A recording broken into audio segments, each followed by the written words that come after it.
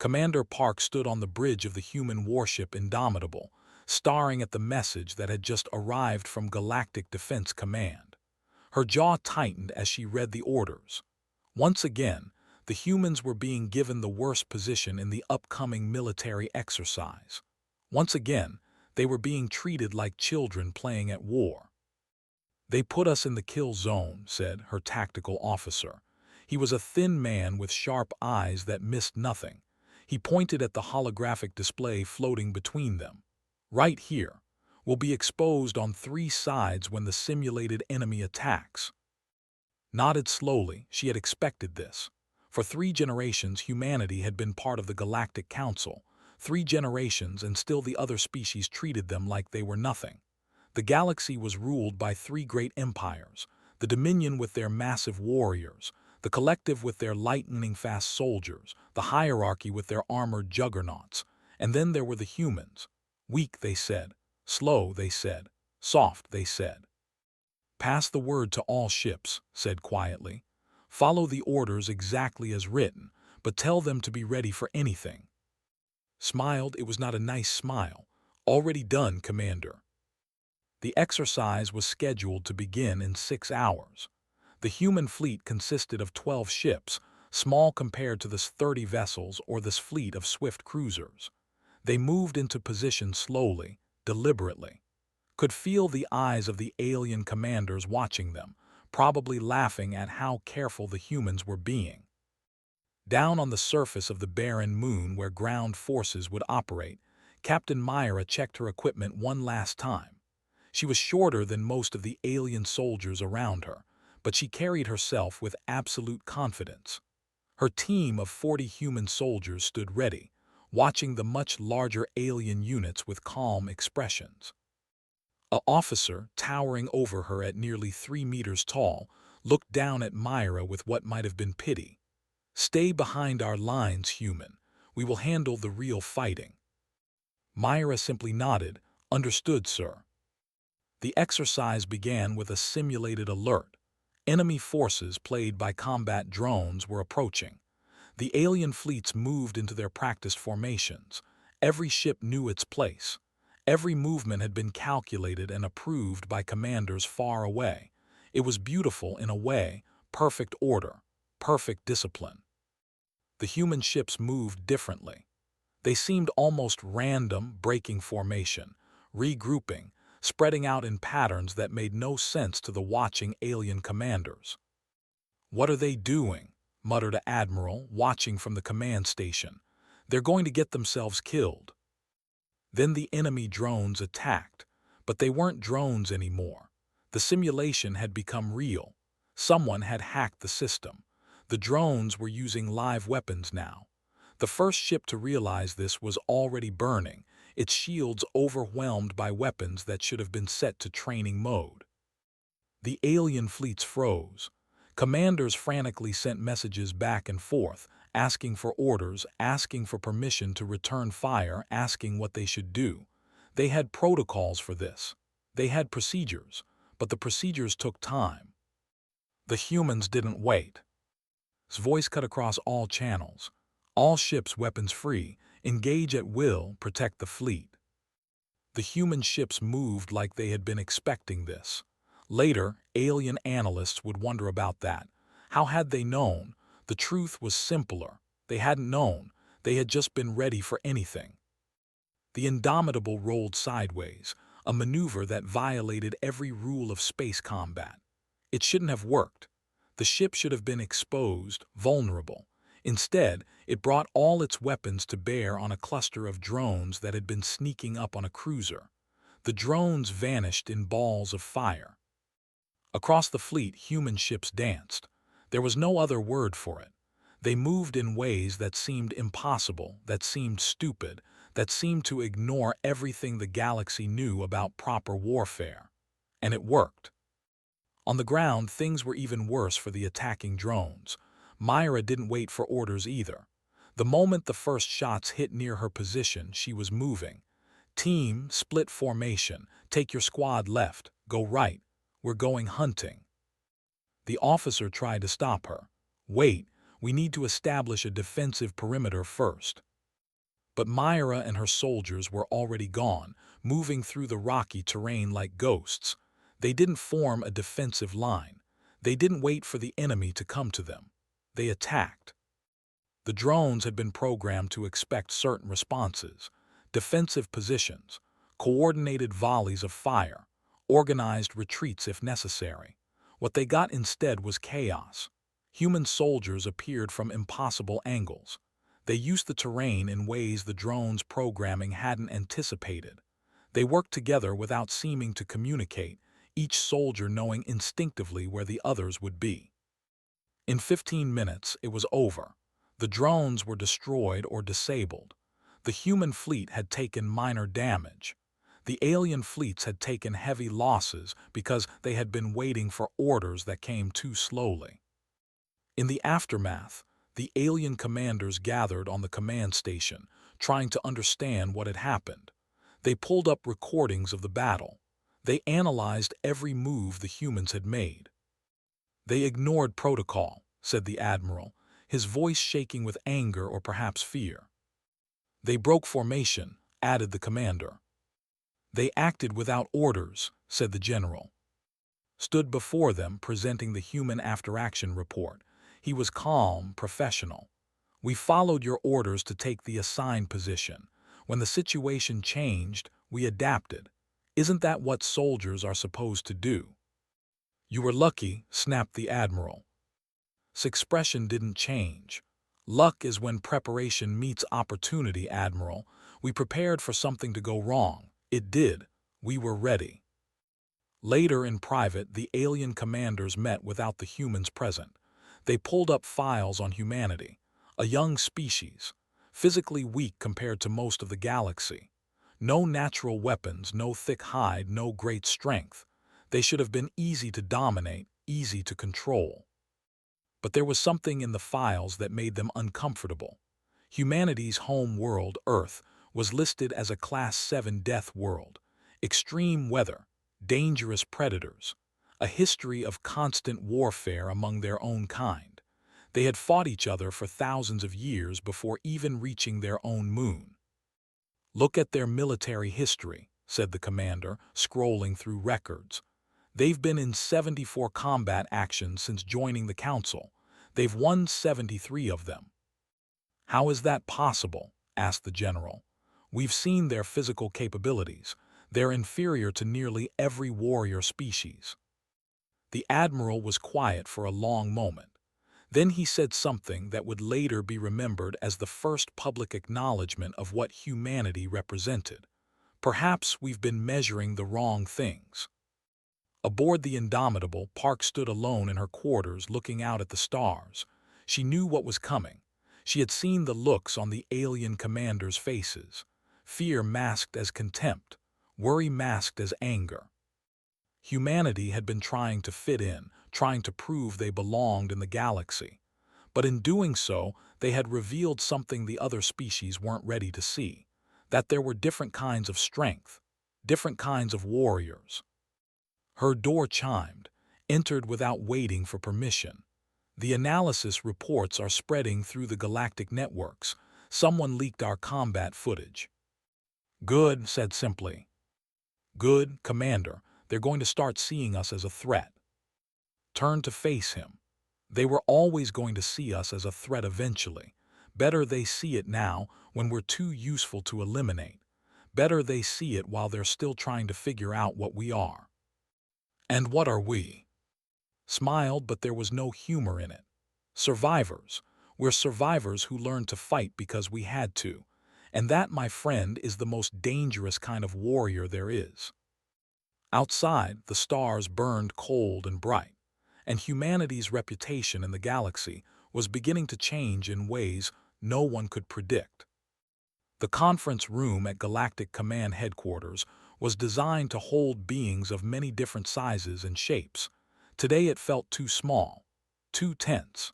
The air itself seemed to vibrate with barely controlled anger and confusion. Stood at the front of the room, facing military leaders from 3 empires. Behind him, a massive holographic display showed footage from the training exercise that had gone wrong, or right, depending on who you asked. Luck, the Grand Marshal rumbled. His name was impossible for human mouths to pronounce, so the translation system rendered it as something close to. You were simply lucky, human, nothing more. Didn't smile. He had learned that humans smiling at the wrong time made aliens nervous. Instead, he simply nodded. Then let me show you our luck, Marshal. He pulled up the first clip, the Indomitable performing that impossible role, bringing weapons to bear when it should have been helpless. We call this the barrel roll maneuver. We've been using it for over 300 years since our old atmospheric fighter craft. It works in space because most species don't think to try it. It's inefficient, snapped the commander. It wastes energy and exposes your underside. For 0.7 seconds, agreed. But in those 0.7 seconds, we can shoot at targets our enemies think are safe. We trade efficiency for surprise. He pulled up another clip. Myra's ground team splitting up and attacking from 3 directions at once. Standard human small unit tactics. We call it fire and maneuver. One group shoots, the other group moves. Then they switch. The enemy can never predict where the next attack will come from. The defense minister, a massive being encased in natural armor, leaned forward. But this requires your soldiers to make decisions without orders. How do you maintain control? Paused. This was the heart of it, the thing that made humans different. We don't control them, minister. We train them. Every human soldier is taught to think for themselves, to see the situation and adapt. We trust them to make the right choice. The room erupted in angry clicking, rumbling, and whistling. The translation system struggled to keep up. The alien commanders were all saying the same thing in different languages. That was chaos. That was disorder. That was how armies fell apart. Waited for the noise to die down. Then he said quietly, "How many battles has the Dominion lost in the last century because a commander was killed and the army didn't know what to do?" Silence, cold and heavy. How many raids have failed because the tactical situation changed, and the troops couldn't adapt without new orders? More silence. How many defensive positions have been overrun because the soldiers were waiting for permission to retreat when they should have been fighting their way out? The minister's face, what could be seen of it behind his armor, showed something that might have been anger or might have been shame. We maintain order, we maintain discipline, and we maintain survival, said, because every human soldier knows that orders are guidelines, not chains. When the situation changes, they change with it. A new voice entered the conversation. General had been sitting quietly in the corner, so still that many had forgotten she was there. She was old, her face marked with scars from the Martian rebellion 30 years ago. When she spoke, everyone listened. "Let me tell you about Earth," she said, her voice rough like gravel. "Let me tell you why we fight the way we do." She pulled up an image of humanity's home world, blue and green and white, beautiful from space. This planet tried to kill us for millions of years, not with intention, just with existence. We had no claws, no fangs, no armor, no venom. We were slower than the predators that hunted us. We were weaker than almost everything that wanted to eat us. Another image, ancient humans barely more than apes running across a grassland. So we learned to run, not fast but far. We learned to chase our prey until it collapsed from exhaustion. We learned to think, to plan, to use tools. More images now flowing past. Humans in jungles, humans in deserts, humans in frozen wastelands, humans on mountains and in valleys and crossing oceans. We spread across our world into every environment, every climate, every terrain, and in each place we learned new ways to survive, new ways to fight. The alien commanders watched in silence as the images showed humanity's history. Wars in forests, wars in cities, wars in trenches and from aircraft and across oceans. Thousands of years of constant conflict. "You see," said softly, "we didn't fight because we were strong. We fought because we were weak. and that made us very, very good at it. Dr. Lee, a small woman with kind eyes and a sharp mind, stood up next.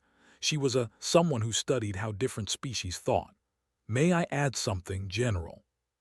Nodded. Pulled up a new set of data. I've been studying galactic military history. Every species in this room evolved as apex predators on their home worlds. They were the strongest, they were the fastest, they were the most armored. You fought other predators sometimes, but mostly you hunted prey. You were built to dominate. She let that sink in. Humans were prey, we were hunted. Our instincts aren't about domination, they're about survival, and there's a very big difference. What difference? Asked the commander, his voice less hostile now and more curious. A predator stops when it's full, said. A prey animal fights until the threat is gone. A predator will retreat if the cost is too high. A prey animal will fight to the death if it has to, because retreat might mean death anyway. She pulled up statistics. Since joining the Galactic Council, humans have been in 74 combat situations. We won 73. But here's what interesting. In 42 of those situations, we were outnumbered. In 31, we were. In 18, we were both outnumbered and... The numbers hung in the air like an accusation. How? The marshal's voice was quiet now. Lieutenant Nam, young and eager, spoke up from where he had been standing near the back. Because we don't fight fair, sir. My flight instructor back in basic training, he told me something. He said there's no such thing as a fair fight. There's only fights you win and fights you lose. Everything else is just ego. Nodded at, then turned back to the display. Let me show you something else. He pulled up a document that had been circulating on the galactic networks. It was titled The Human Paradox and had been written by a military philosopher. This was published 3 days ago. It's been downloaded 4 billion times already. He read from it. Humans do not fight for territory alone. They do not fight only for resources. They fight for ideas, for concepts that cannot be seen or touched. They call these things honor, freedom, justice, duty. They will die for words. Looked around the room. That's what scares you, isn't it? Not that we're strong, not that we're fast, but that you don't understand why we fight. The room was very quiet now. The anger had drained away, replaced by something else, something that looked like fear. Counselor Shin, humanity's representative to the Galactic Council, stood up. He was a politician, not a soldier, but he understood what was happening. Ladies, honored beings, I think we need to be very clear about something. Humanity has no interest in conquering anyone. We have no interest in dominating the galaxy. We just want to be treated as equals. But that's the problem, said the minister slowly. You're not our equals, you're something else entirely, and we don't know how to deal with that. Allowed himself a small smile. Then perhaps it's time you learned, because we're not going anywhere. And every time you test us, every time you put us in impossible situations to see if we'll fail, you're just teaching the galaxy exactly how dangerous we can be when we need to be. The meeting ended shortly after that. The alien commanders left quietly, their minds full of uncomfortable thoughts. They would file reports. They would analyze data. They would try to find patterns in human warfare, try to develop countertactics, try to find a way to contain this new and frightening element in their ordered galaxy. But in a small near the command center, and sat together, drinking bitter coffee that only humans seem to enjoy. Do you think they understood? Asked. Shook his head. Not yet, understanding will come later. Right now, they're just afraid. Is that good or bad? Both, said. Fear makes people cautious, but it also makes them desperate, and desperate people do dangerous things. Across the galaxy, military academies were already updating their teaching materials. Intelligence agencies were compiling new files on human capabilities. Political leaders were having quiet conversations about what humanity's rise might mean for the balance of power. The galaxy was starting to realize that something had changed, that the members of their civilization were not what they seemed, that humanity's weakness was a disguise for something much more dangerous. And in some of the darker corners of power, beings were beginning to ask a very dangerous question. If humans couldn't be controlled, if they couldn't be predicted, if they couldn't be defeated in the normal ways, then what could be done about them? The answer to that question would come soon enough, and it would change everything. The Periphery Wars began quietly, as most revolutions do. A mining colony refused to pay taxes. A farming world closed its ports to imperial ships. A manufacturing station went silent and wouldn't respond to demands. Within 2 months, 40 star systems on the outer edge of civilized space had declared independence from the three empires. They called themselves the Free Worlds Coalition. The empires called them terrorists and rebels. The Galactic Council voted to send peacekeeping forces. It was a nice word, peacekeeping. It meant soldiers. It meant ships. It meant violence dressed up in diplomatic language. Commander Park, now promoted to Admiral, received her orders aboard her new flagship, the Undaunted. She read them twice, then called her senior officers together. "We've been assigned to the Shattered Belt," she said without emotion. The room went quiet. Everyone knew what that meant. The Shattered Belt was a region of space filled with asteroid fields and strange radiation that made sensors nearly useless. It was where the fighting was worst. It was where ships went to die. "Of course they gave us that sector," muttered Captain Myra. She was aboard as Ground Forces Commander now, with 5,000 soldiers under her command. "Their still hopping will fail." Now also promoted and serving as Fleet Tactical Officer, pulled up a holographic map. 12 mining colonies in our sector, all of them contested. The rebels control the surface. Imperial forces control the orbital space. Civilians caught in the middle. Our orders are to extract the civilians and secure the colonies for Imperial control.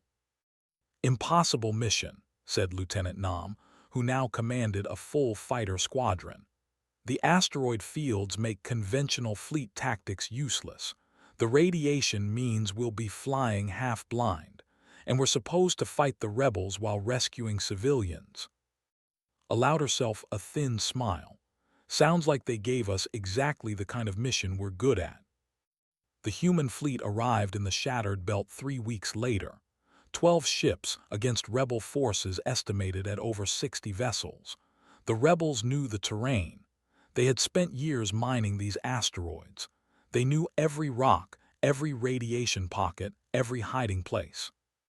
On paper, the humans had no chance.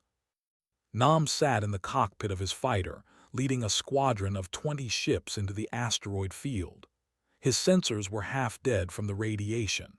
He was flying mostly on instinct and the Mark I human eyeball, as his instructor used to say. "Break formation," he ordered. "Spread out. Hunt in pairs. If you see something, shoot it. If you don't see anything, shoot it anyway. Make them think we're everywhere." The other pilots, trained in the human way of war, didn't question orders. They scattered into the asteroids like seeds in the wind. Behind them, the capital ships were doing something similar, spreading out instead of grouping together, making themselves harder to track and target. The rebels were confused. Every other fleet that had come to the belt had stayed together for mutual protection. The humans were doing the opposite, making themselves vulnerable. It had to be a trap. But what kind of trap? On the surface of the first contested colony, a place called Miner's Rest, Myra led her troops down in small. Instead of landing at the main settlement where the fighting was, she landed 15 kilometers away, in rough terrain that everyone said was impossible to cross. "Nothing is impossible," she told her soldiers. "It's just hard, and we're good at hard." They moved through the rocks and canyons on foot, full combat gear weighing them down. It took 2 days to reach the settlement. 2 days of climbing, crawling, and cursing. But when they arrived, they came from a direction the rebels weren't watching.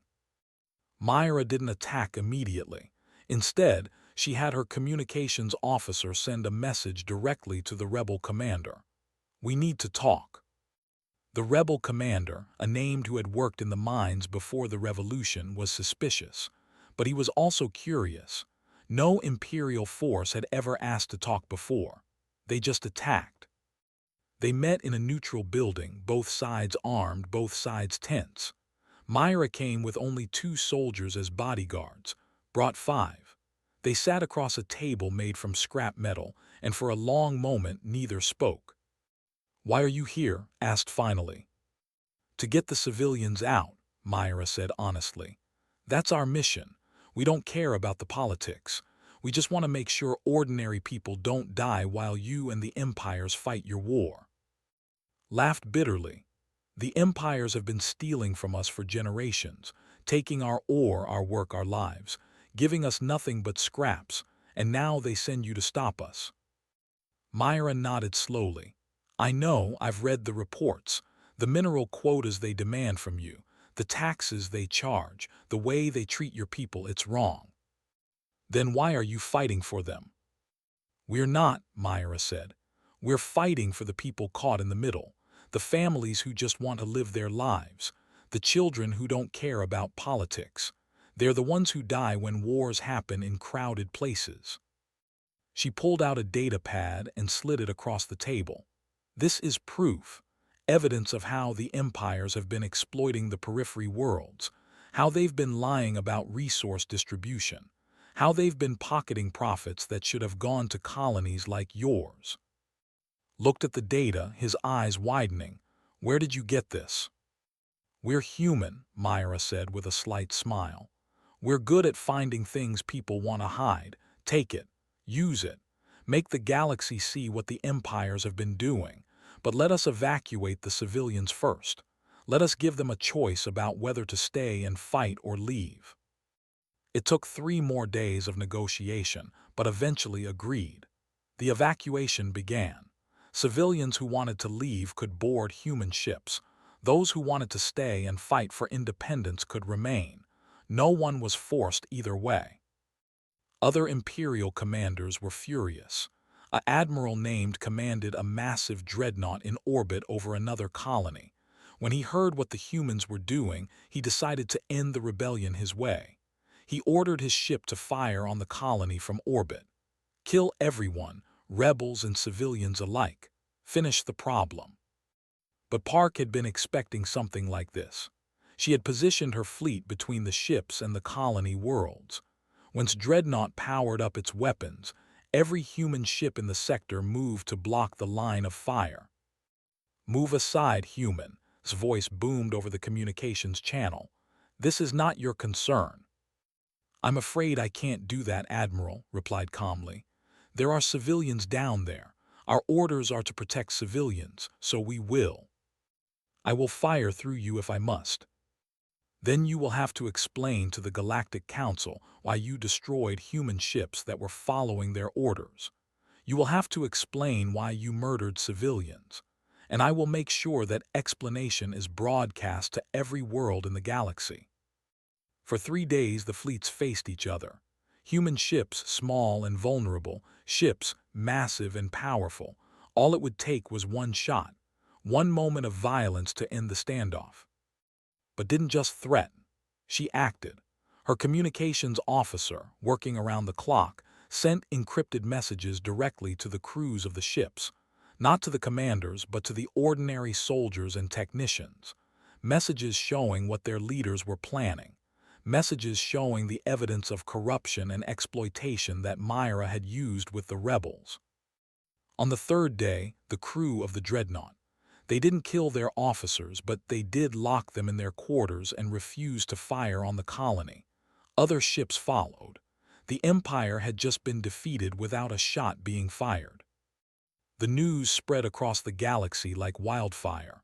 Humans had won another impossible victory, not through superior weapons, not through brilliant tactics, but through understanding that wars are fought by people, and people can be convinced to change their minds. Envoy Bay arrived at the Shattered Belt a week later to negotiate the final peace terms.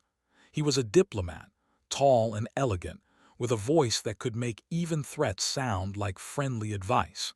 He met with both rebel leaders and imperial commanders. "The periphery wars can end today," he told them. "The rebels want fair treatment. The empires want stability. Both sides want to stop dying. We can give you all of that." The treaty took 2 months to negotiate. The Free Worlds Coalition would be recognized as semi-autonomous, with rights to keep more of their resources but still part of the greater galactic civilization. The empires would reduce their quotas and taxes. An independent council, including human representatives, would oversee trade to ensure fairness. It wasn't perfect, nothing ever is, but it was better than war. 6 months after the first shots were fired, the periphery wars ended not with a bang but with signatures on documents.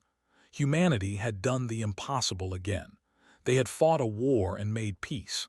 They had protected civilians while defeating enemies. They had won without conquering.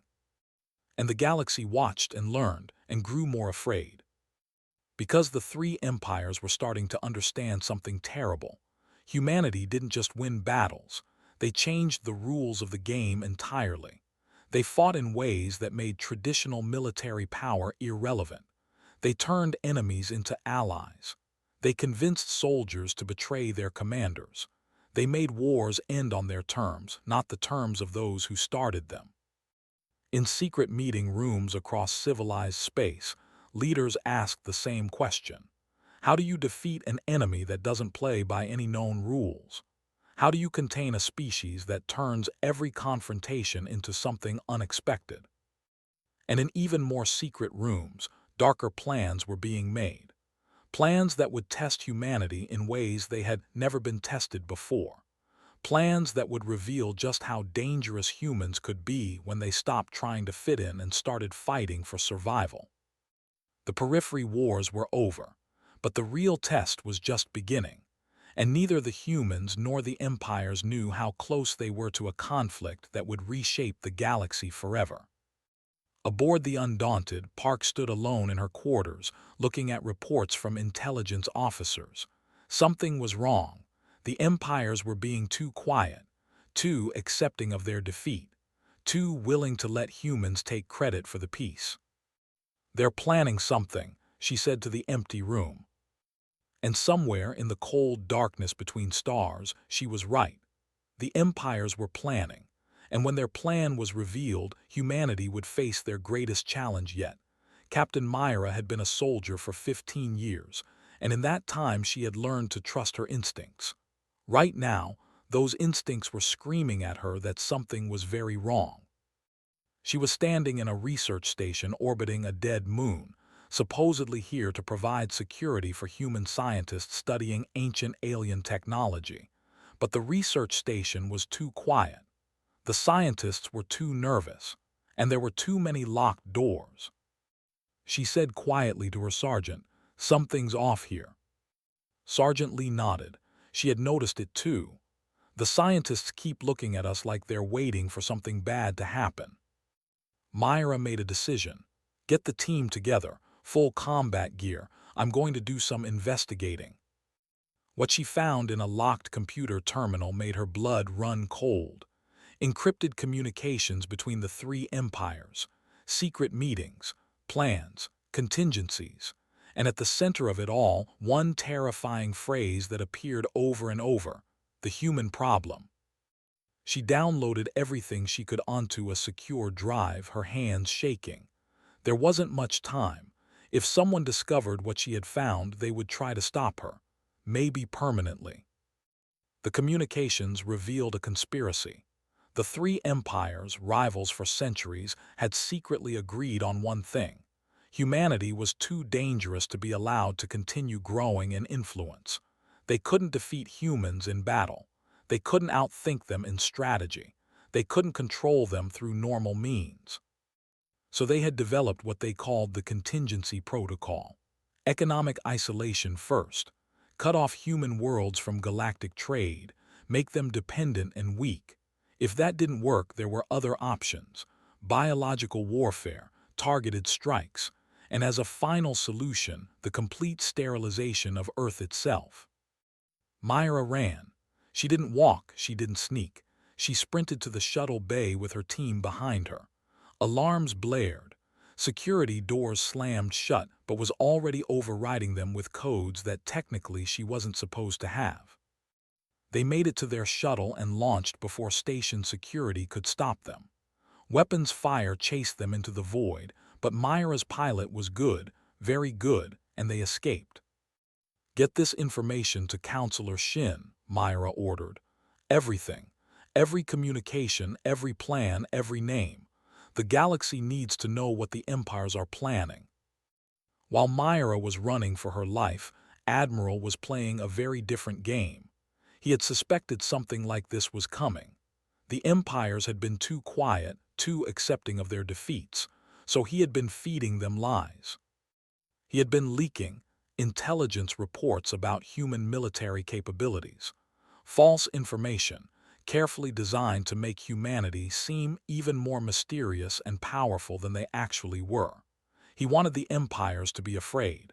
He wanted them to think twice before moving against humanity. But he also knew that fear could make people desperate, and desperate people did dangerous things. "Sir," his intelligence officer said, "we've intercepted encrypted communications between Empire commanders. They're analyzing the data we've been feeding them." And asked. "They're not finding patterns, they're getting frustrated. Some of them are advocating for extreme measures." Nodded slowly. This was what he had been worried about. "Keep monitoring. The moment they make a move, I want to know about it." Far away, on Earth itself, Counselor Shin was playing the most dangerous game of all. He had known about the conspiracy for months. He had sources in each empire, people who owed humanity favors, people who believed in what humans represented. But he couldn't simply reveal the conspiracy. Not yet. He needed proof that would be undeniable. He needed allies. And most importantly, he needed to make sure that when the truth came out, it would shatter the Empire's alliance rather than strengthen it. He had been building relationships quietly. With the Free Worlds coalition that humanity had helped during the Periphery Wars, with smaller species who were tired of being bullied by the three empires, with commercial interests who saw profit in supporting humanity. His assistant, a young man named, came into his office with urgent news. "Sir, Captain Myra just transmitted classified data. It's everything, the whole conspiracy. Communications, names, plans." Allowed himself a small smile. "Perfect, now we can move." But before anyone could act on Myra's discovery, the Federation made their move. There were a fourth empire based in the galactic core. They had been watching humanity with interest. They had heard the stories, seen the battles, studied the tactics, and they wanted to test these supposedly dangerous humans for themselves. They chose a human colony world called New Sol, population 2 million, light defenses, far from major human fleet positions, an easy target they thought. General happened to be on New Sol when the attack began. She was there for a military inspection, with only a small garrison of 500 soldiers and 2 aging warships in orbit. They came with 60 ships and 15,000 soldiers. They expected the colony to surrender immediately. They were very, very wrong. His first order was not what anyone expected. Evacuate the military families and non-combatants to the underground shelters. Everyone else, civilian or military, report to your defense positions. "Sir," said one of her officers, "we're outnumbered 30 to 1. We should evacuate everyone." Looked at him with her face and cold eyes. "We don't have enough ships to evacuate everyone, and even if we did, where would they go? They would just hunt them down. No, we fight here. We make them pay for every meter of ground. We make them remember why you don't attack humans." What followed would later be called the Siege of New Sol, and it would become legend. The colony had been built on a world with dense forests and rough mountains. The humans had modified the terrain over decades, building not just homes and factories, but a defensive network that most people didn't even know existed. When they landed, they found a city that fought back. Every building had firing positions. Every street had traps. Every civilian knew where to go, what to do, how to fight. Because humans, with their history of constant warfare, taught all their colonists basic defense training. They had never seen anything like it. They were trained warriors, proud and skilled, but they were fighting an entire population.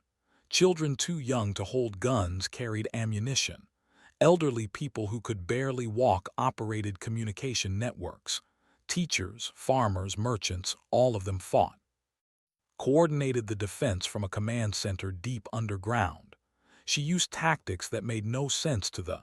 She would order retreats, luring enemy forces into kill zones. She would abandon entire districts, only to retake them hours later after they had moved on. She made the city itself a weapon. On the third day, a commander demanded to speak with. They met via video link, the alien's face showing confusion and something that might have been respect. "Why do you fight?" they asked. "You cannot win. We outnumber you. Eventually, you will run out of ammunition, out of soldiers, out of hope." Smiled, and it was not a nice smile. "You don't understand humans at all, do you? We don't fight because we think we'll win. We fight because we refuse to lose. There's a difference." "That's insane." "Yes," agreed. "Yes, it is, and that's exactly what makes us dangerous." The siege lasted for 2 weeks. They took terrible losses, not just from combat but from something worse. Their soldiers were breaking psychologically. They had never fought an enemy where everyone was a potential threat, where children drew maps for ambushes, where doctors in hospitals might be coordinating sniper teams. It wasn't the casualties that broke the. It was the realization that even if they killed every human soldier, they would still have to fight every human civilian, that there was no line between warrior and non-warrior in human culture. That conquest was impossible because you couldn't conquer a population that refused to stop fighting. On the 15th day, they had taken 40% casualties.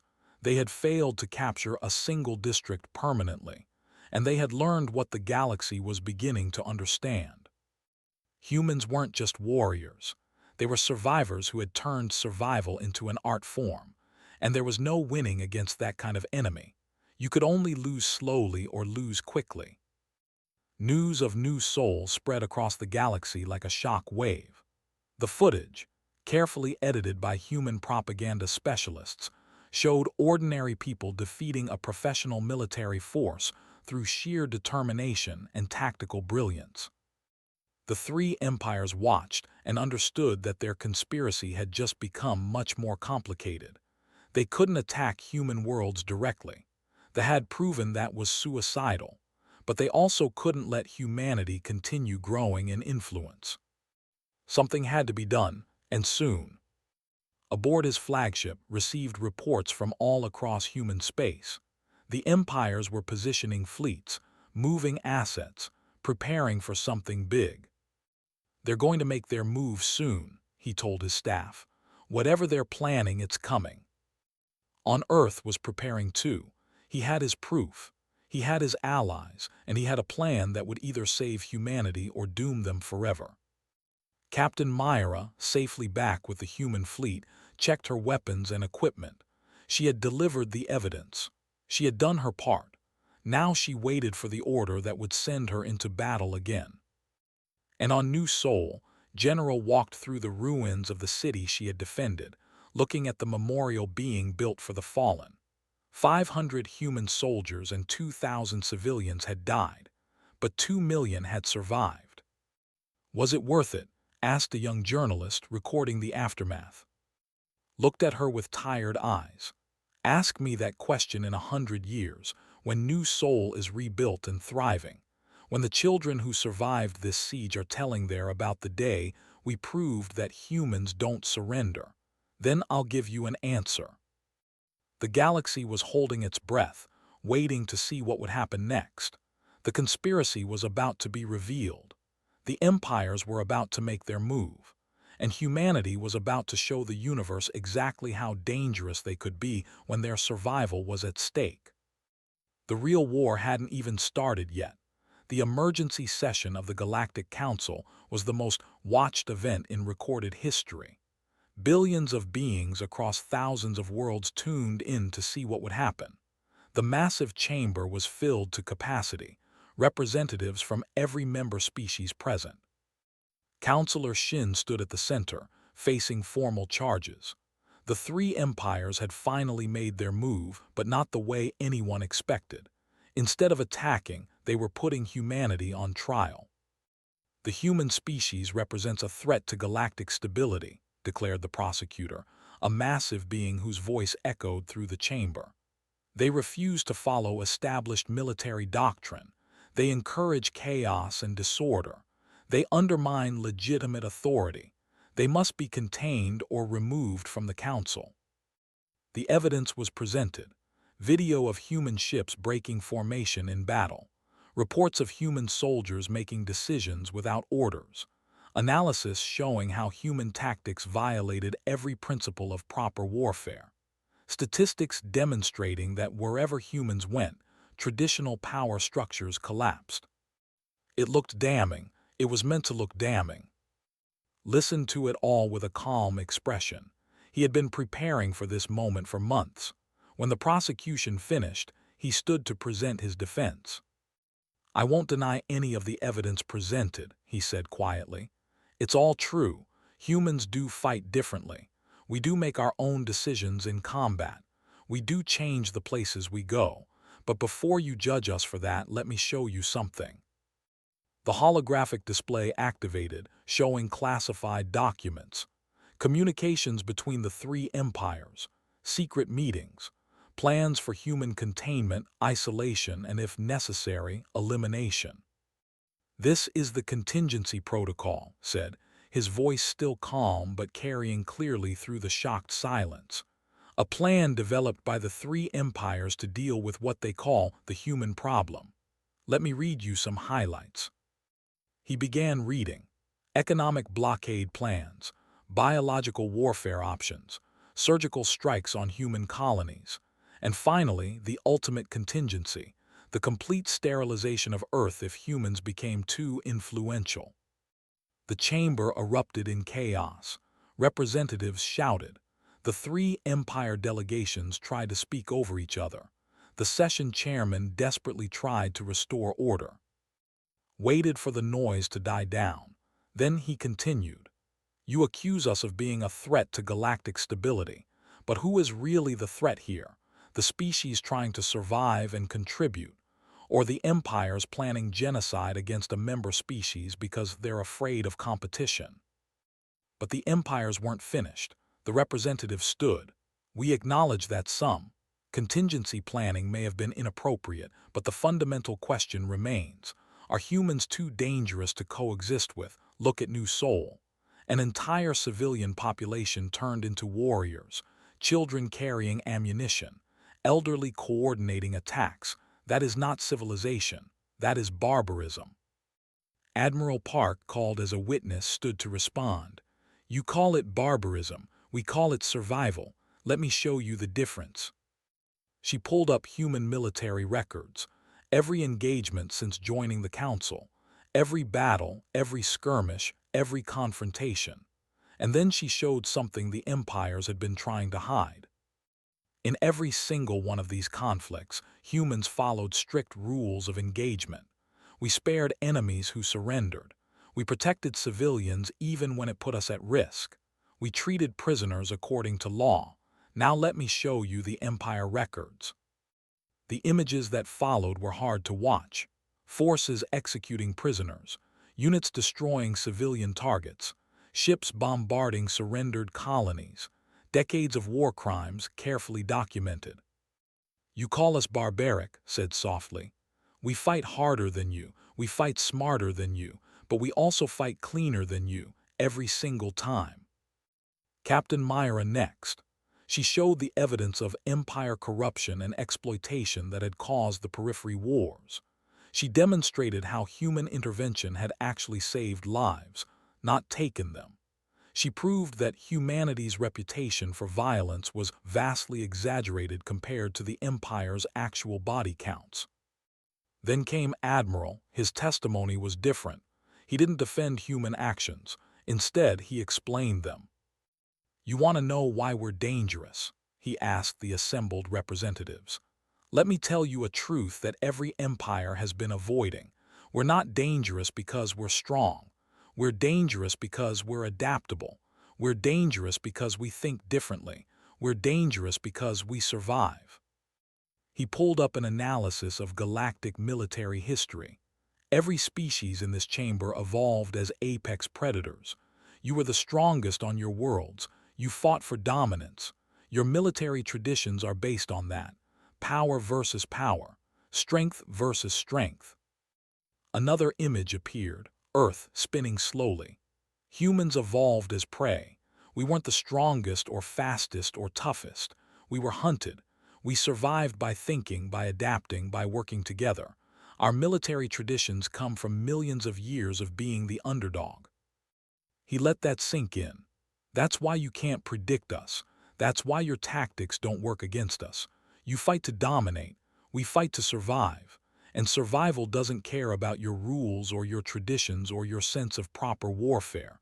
Survival cares about one thing only: staying alive. The chamber was very quiet now. Everyone was listening. Dr. Lee presented the final piece of evidence. "I've been studying the psychological profiles of every major warrior species in the galaxy, and I've found something interesting. You all fight for concrete things: territory, resources, dominance, breeding rights." She pulled up human historical data. Humans fight for abstractions, for concepts that can't be seen or touched. We call them freedom, justice, honor, duty. We will die for ideas. We will sacrifice everything for principles. That's what really scares you about us. She looked around the chamber. Because you can negotiate over territory. You can compromise on resources. But how do you negotiate with someone fighting for an idea? How do you compromise with someone who values an abstraction more than their own life? "That's insanity," muttered the representative. "Yes," agreed. "From your perspective it probably is, but from our perspective it's what makes us human, and it's not going to change no matter what you do to us." The trial continued for 3 more days. Witnesses, evidence was presented, arguments were made, and slowly the narrative changed. It wasn't humans on trial anymore. It was the empires, their corruption, their brutality, their fear of change. The final vote came on the 4th day. The question had changed from, should humanity be expelled, to should the 3 empires be sanctioned for conspiracy against a member species. The vote wasn't even close. 73 species voted to sanction the empires. Only the empires themselves and their closest allies voted against. But something more important happened. During the trial, 47 smaller species had been meeting privately. Species that had been dominated by the empires for generations. Species that were tired of exploitation and bullying. They called to a private meeting. Their spokesperson, a being from a world humanity had helped during the Periphery Wars, made an offer. "We want to form a new alliance, not to fight the empires but to balance them, to make sure no one power can dominate the galaxy, and we want humans to be part of that alliance. Will you join us?" Smiled. It was what he had been working toward for months. "Yes, but on one condition. This alliance doesn't serve humanity, it serves the principle of equality. Every species gets a voice, regardless of size or strength." Agreed. Agreed. The news broke the next day. The Galactic Council was fracturing. The 3 empires humiliated and exposed from many council activities. But they didn't leave entirely. They couldn't afford to. Because the new alliance, which called itself the Mutual Defense Coalition, controlled too many resources and too many trade routes. The empires needed them as much as they hated them. 6 months passed. The galaxy settled into a new normal. The empires still existed, still powerful but checked by the coalition. Smaller species had protection now, trade was fairer, exploitation was harder. And humanity, they didn't dominate the new order, they balanced it. Admiral Park stood on the bridge of a new ship, not a warship this time, but an explorer. The Pathfinder, designed for discovery rather than destruction. She had been offered a promotion to Fleet Admiral, but had turned it down. "I've done enough fighting," she told the promotion board. "Time for someone else to handle that. I want to see what's out there beyond the frontier." Her new tactical officer, Lieutenant Nam, now promoted to commander, stood beside her. New mission just came in from the frontier. Unknown species requesting contact. They're being raided by pirates and need help. Smiled. It was a warm smile this time, not the cold smile of a warrior. Set course. But Nam, make sure the message is clear. We're not coming to fight their battle for them. We're coming to teach them how to fight it themselves. Understood, Admiral. Because that was what humanity had learned. That the galaxy didn't need saviors or conquerors. It needed teachers. It needed examples of how to survive against odds, how to adapt to challenges, how to turn weakness into strength. Far away, on Earth, young children still learned about the siege of New Sol in their schools. But they also learned about the peace of the periphery. They learned that violence was sometimes necessary, but never the first choice. They learned that the greatest victories were the ones where no one had to die. General, now retired, gave lectures at military academies across human space. She always ended with the same message. We became warriors because we had to, but we became good warriors because we never forgot what we were fighting for. Not glory, not conquest, not dominance, but the simple right to exist, to be free, to make our own choices. Remember that. Remember why we fight. And maybe someday we won't have to fight at all. The three empires watched and learned and slowly changed. Not because they wanted to, but because they had no choice. The galaxy was different now. The old ways of power and dominance were being replaced by new ways of cooperation and mutual respect. It wasn't perfect. There were still conflicts, still problems, still wars, but they were different now. Smaller, more controlled, more carefully considered. Because everyone knew that somewhere in the galaxy, humans were watching. And if you started a war without a good reason, if you exploited the weak, if you committed atrocities, the humans would come. Not to conquer you, but to stop you. And stopping a species that fought like prey animals, that valued ideas over life itself, that could turn entire populations into warriors, was something no one wanted to face. Counselor Shin, now elderly and considering retirement, sat in his office and looked at reports from across the galaxy. The coalition was growing. Trade was increasing. Conflicts were decreasing. It wasn't the perfect galaxy he had dreamed of as a young man, but it was better. Much better. His assistant, now a counselor himself, came in with news. "Sir, the empires have requested a meeting. They want to discuss rejoining some of the council activities they from."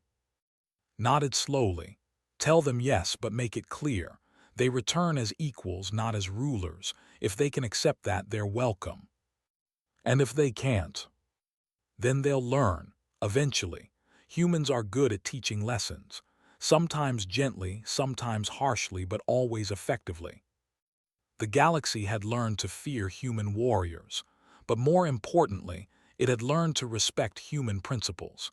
And in the end, that respect was worth more than any fear. Because fear fades, respect endures. And humanity, the species that had been prey for millions of years, that had fought its way up from being hunted to being hunters, had finally found its place in the cosmos. Not as conquerors, not as victims, but as guardians of a simple, powerful idea. That every being, regardless of strength or size or power, had the right to live free from oppression. And that idea, more than any weapon or tactic or strategy, was what made humanity truly dangerous. Because you can fight warriors, you can defeat armies, but you can never kill an idea whose time has come. And the galaxy would never be the same again.